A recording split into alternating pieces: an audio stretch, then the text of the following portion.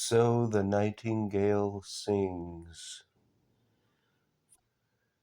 Flushed out of rapids, ear pressed on the river bank, hear the creak and bang of trees angry enough to spare your bones from being broken under weight of the natural order of things.